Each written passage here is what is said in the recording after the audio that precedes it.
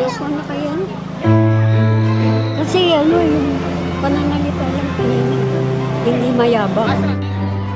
Na sa psycho ko, mukhang madaling lapitan.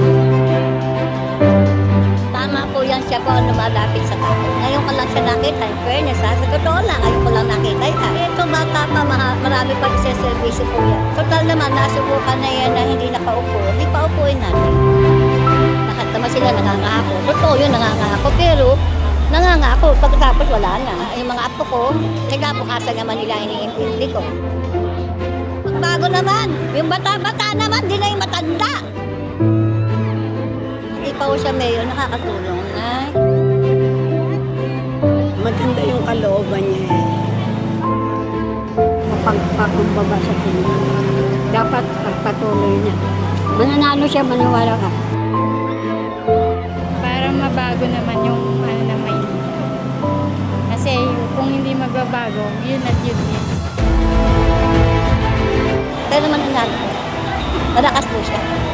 Ito ko yun, malakas po siya. Kailangan din natin ng pagbabago kasi nasubukan na natin eh. Iba naman.